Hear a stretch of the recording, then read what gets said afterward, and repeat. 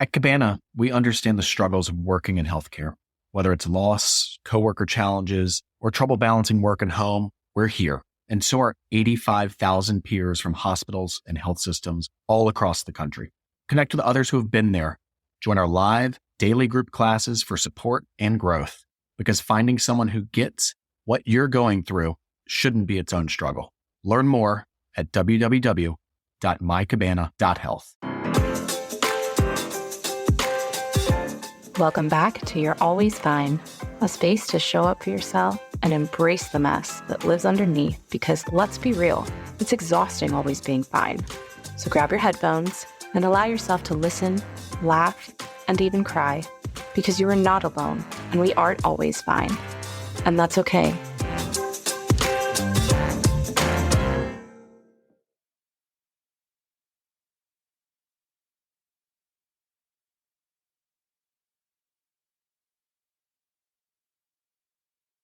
We are back with another episode of You're Always Fine. I'm your host, Kristine.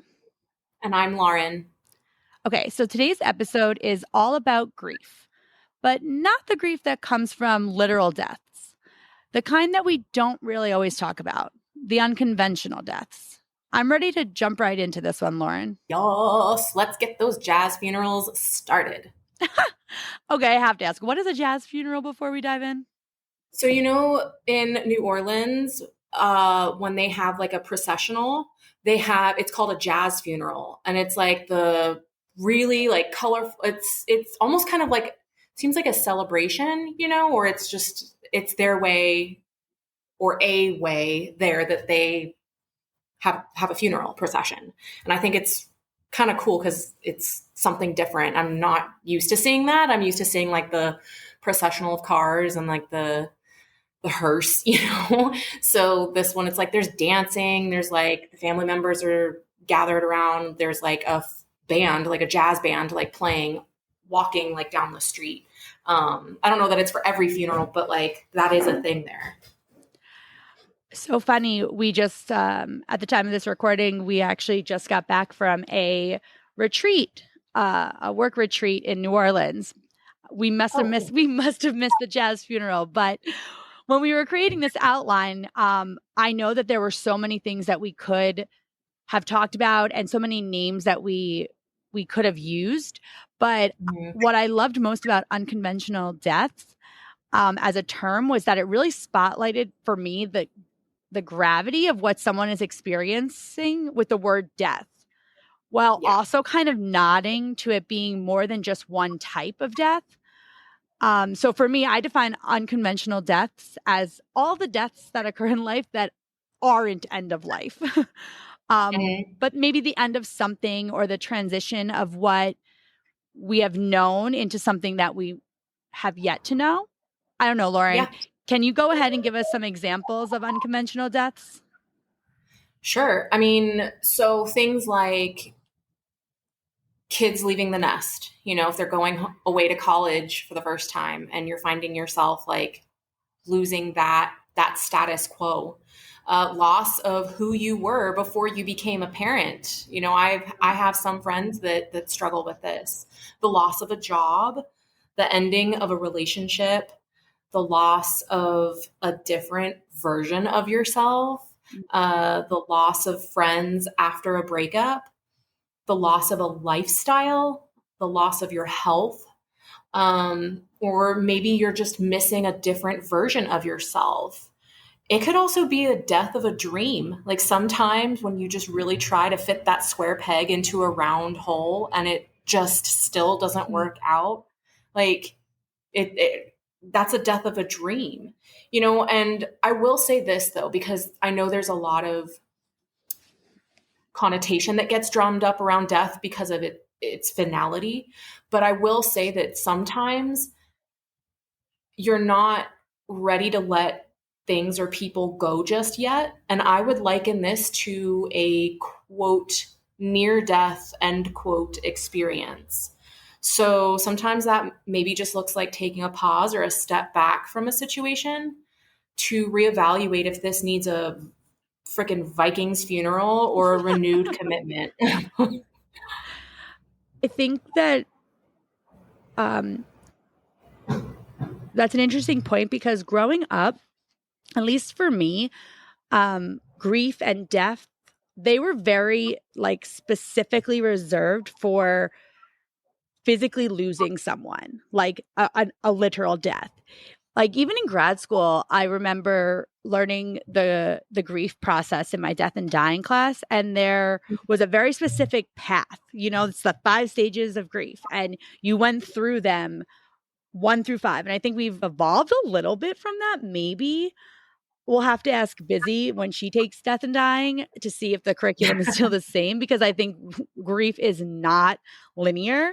I feel like even at work, bereavement can only be taken for your immediate family, or taken as outlined by your employer, essentially, which like to me like just doesn't even make sense. Like if you think about it, like you want to say that there's only 3 days of bereavement, fine. But like to then go ahead and say like how you use those 3 days of bereavement is like next level. So, and that doesn't even include if you have multiple deaths in a year, or the death of a dog, or a pet. Like those are all really big ones.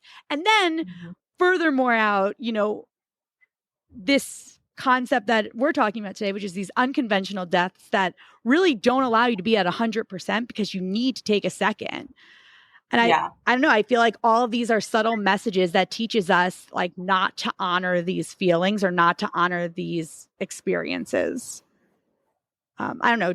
Was that different for you? Did you have like more definitions of death than I did? Well, no. I mean, I'm a nurse, so death for me is like heart stops, brain activity stops, like, you know, that very literal sense. But I think, you know, as far as what you said, we kind of are conditioned in a way to not really have the space or time to honor those feelings or experiences. Yes, I think so. You know, that mourning process, I think there's a lot of shame in grieving outwardly, whether that's imposed upon you or whether it's like from other people or whether it's self-imposed, because it's a messy endeavor. Like think about, I don't know about you, I don't feel awkward when someone's crying or having a moment. I mean, maybe that's 4 years working in an inpatient acute psychiatric unit in an urban environment. But, but I, you know, like grieving is just messy. It's a messy endeavor and it makes people uncomfortable. But should we deny someone's process for our sake? Or should we give them grace and space to mourn? You know, because that mourning process really has to start with recognizing what this situation or person meant to you so that you can really start to pinpoint those feelings and how, you know, maybe even further that, like how this situation, relationship, job, etc., like how did it make you feel? And what did you learn from it or them? Was the purpose fulfilled? Did you take it as far as you could? Or did it just simply run its course? Like it's okay to mourn the loss of something or someone that no longer is in line with your goals or in line with where you need to get yourself, you know, but I think it's also allowing yourself your own inner safe space to grieve and mourn. I really want to drive that home, which is like a lot of times when we don't know how to handle something, like even in literal deaths, like a lot of people don't know like how to handle, right? But it's almost like there's this rule in which like, okay, well, this person died, we give them space and grace for this. And it's extending that definition, I think, to providing that same space and grace for like, quite honestly, like the human experience, like you're saying, all these unconventional deaths of like, and transitions essentially, right? Like, and giving yourself the time to think that it's just as important as every other emotion or a literal death, because I think we do a lot of that self-sabotage when it's like, oh, you know, it's not that bad, or I need to get over it, whatever it may be. We kind of impose that on ourselves. And then how can anyone else give us space and grace if we're not like even trying to extend that to ourselves? Exactly. And, you know, you talking about those layers of grief, so to speak, you know, it's almost like molting or like shedding that skin from within, because sometimes that death really does start from inside of you, and maybe this is a part of your mindset and is and it's a transformation actualized as a result of shedding pieces of you that no longer serve your purpose. Yeah, I think there's layers of grief, and there is like that external physical realm. But I think there's also mourning of that internal world, mourning the person you were during a certain time period. There's so many aspects to that. And then when that ending comes or that transition comes, a version of you dies. Yes. Yeah. I call that shedding the skin from within. Because sometimes that death stems from inside of you, and maybe this is a part of your mindset. But that transformation actualized can be a result of shedding pieces of you that no longer serve your purpose or like where you want to go or your goals. There is something to be said about the very real grief in losing the person that you were when you were in that relationship or situation or time period, and giving yourself that space and grace to work through those emotions. Um, but I'm curious, Kristine, what is your experience with an unconventional death? Because I know we all have them. Well, I think you kind of just hit right on it, Lauren, which is like, I talk about this all the time. I miss the girl I used to be before I was sick, and to this day, I think I continuously grieve getting sick. And part of it is because, again, there's no such like the 5 stages of grief are just, they don't go in order. And then other times it's just because it's in my everyday nuance. Like I miss not having to think about whether or not this action, like going outside in 90-degree heat and running or like playing pickleball or something, like if that is going to have a 3-day effect. Like I miss just the luxury of like leaving my house without planning about the 4-day forecast of afterwards. And so like that's like some of the grief I have. And then other times it's like I'll look at pictures and I'll just, remember, mind you, I love the person I am today. I think my sickness has brought me so much, but there's also, like I said, there's a freeness to the pictures, and then there's that over like idealization of like a time period as well. So you kind of have to combat that too, which is like being like, yeah, well, she wasn't exactly that mentally stable then, because I had to bring myself down to earth a little bit and realize again, and like kind of like correctly put it the right amount of emphasis on it. But, there's so many intense feelings. I remember my therapist kind of, saying to me that like if I'd have to walk through the door of acceptance, but what she didn't kind of tell me was that at different points I'd be asked to walk through it again. Because for me, I felt like I've always taken my diagnosis and like kind of done with it, put it in a place and move forward. But, when I change jobs, it feels like another time it's put in my face when I have to explain to somebody why one day I can do something and the next day I cannot. It's again put into my face. And each time, there's a valid reason to why like the grief is triggered. But I mean, I didn't know when I got sick that there was this type of grief. I mean, that sounds naive, but I hadn't experienced anything like it yet. And so I know for me that, it's something I continue to struggle with and continue to try to like give space and grace to, because again, like I didn't know it was even a type of grief.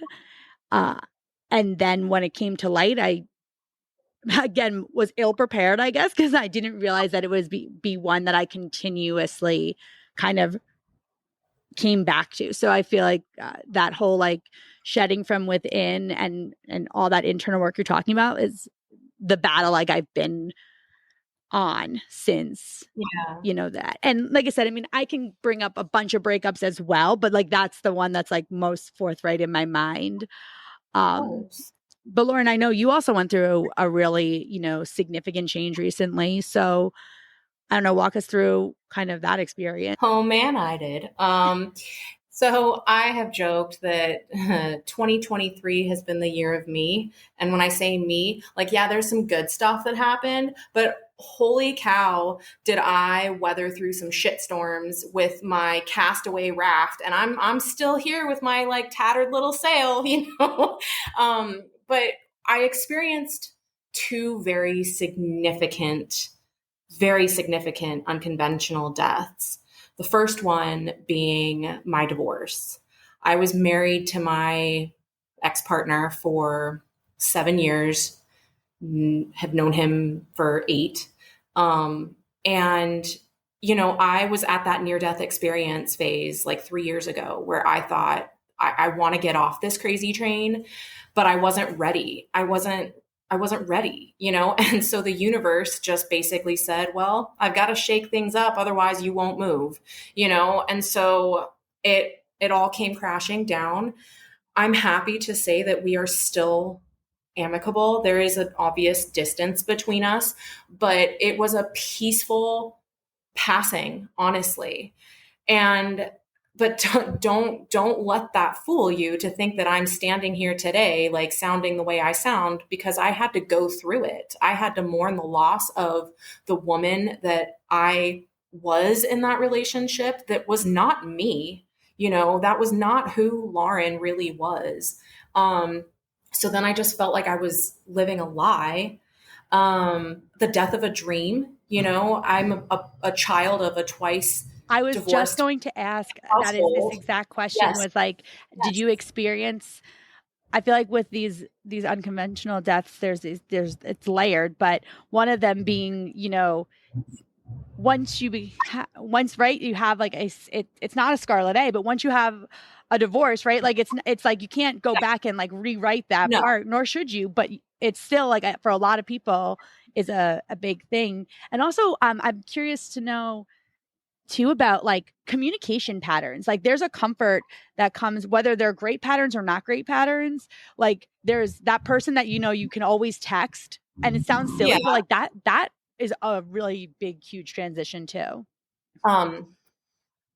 So yeah, I mean, there were a lot of deaths that kind of were wrapped up in the death of my marriage, the death of the woman that I was in that relationship, a woman that I don't even know who she was. I felt like it wasn't me, for the most part. Not to say that there weren't like happy parts, but yeah, it was the death of this woman that I was, the death of a dream. I didn't go into a marriage hoping or expecting a divorce, but being a product of divorce twice, that was something that heavily weighed on me.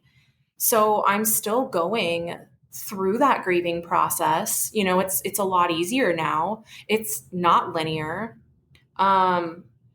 And then recently, as if 2023 hadn't already thrown me a bunch of curveballs already, I just said goodbye to a very dear friend of mine for like after a friendship of 8 years. And it was for totally separate reasons. But I mean, that was hard. That was a hard one to let go of because I just realized we were at such different places in our lives, and the trajectory that my life was on and his is not, and it didn't match up. It's not going to jive. And therefore, unfortunately, he's not someone I can take like on this journey with me, but I can, I'm freshly grieving that loss, but also, it had to happen. It was just one of those things where it was just time to let both of those relationships go because it just was a weight that was being carried on me. I think what makes these unconventional deaths also so tricky is death is very finite, right? Like in terms of like, you don't, as much as we try to like we write letters to heaven, and we send balloons up, and we try to fill that gap. With death, right? Like you can't talk to that person anymore, like, which has its own set of issues. But there's a unique problem set that comes when you can just reach out, like when you can just see how someone's doing, and either for whatever your reason may be to not, or to that's its own type of grief, or when you see something come up on Facebook, like, maybe your ex is re-engaged or has a kid, or, that's like another way that this is like stirred up, because their life goes on, or like, a job. You can use the same thing with a job, where it's like you leave a job and then like they have something good, bad, or indifferent happen, right? Like everything moves forward, and it's just without you in it. And so I think that that's another layer of this, that really makes it complicated, because, sometimes maybe there will be a place for like you can reinsert or you can reach out, but a lot of times there's not. And that's a whole nother set of, I think, it's a whole nother set of grief, is kind of sitting with the fact that like you were a part of like all the steps to get there, but that doesn't mean that there's any space for you in the current version. Yes. Yeah. Oh, yeah. And I think that's what also makes letting go hard, Yeah, of course. Of course. Because I mean, you're grieving something that really truly isn't gone. Like It's not like it's poof, cremated or buried down, in the dirt. It's still usually something that's a living, breathing thing or person. And so it can be a weird space to live in that unconventional death. But something that, like, I don't know, for me, like I think about, for me, because my personality is, once there is a quote unquote death, there's no need for me to open the lid of the coffin and keep peeking in it. It's a double-edged sword. Like, it's helped me sometimes, but then sometimes I've been called cold-hearted for doing it, but there's just no need for me to like look back on that, because I look at these unconventional deaths as deaths. They are final for me. It just is not going to do or serve me well to like keep this person or situation in my life. And that's where I think about, when I was in a hospice rotation and I got a call to come and witness this death. And it was a patient and his wife. They were college sweethearts, and they were 65, present day back then. And so I went there not really knowing what to expect, because I had never seen anybody die. Like, I was still a nursing student. But it was so transformative for me, because I got there, and as I got there, like, he was in the throes of like actively dying, and he was doing what was called agonal breathing. And that's when, like, basically it's just you're gone for all intents and purposes, but your body is still just trying to hang on. And so the hospice nurse looked at the wife, who was, there in bed with him, and just, it was just very like methodical. It was like a perfectly orchestrated dance. There was no chaos. And the nurse said to him, she's like, he's still holding on. And at that point, she grabbed his hand and she looked at him and said, "It's okay. I'm going to be fine. You can let go now." And as soon as she said that, he took his last breath. And believe me, like, I am not a religious or like God-fearing person, but there was a palpable, peaceful stillness in that room. And I felt so privileged that that was my first death that I watched. And so I say that and share that with our listeners and with you, because honestly, that's how it feels for me, like, in letting go of those situations or those people that no longer are a part of your metamorphosis. Like, it will make you feel lighter so that you can begin to heal and find that peaceful haven.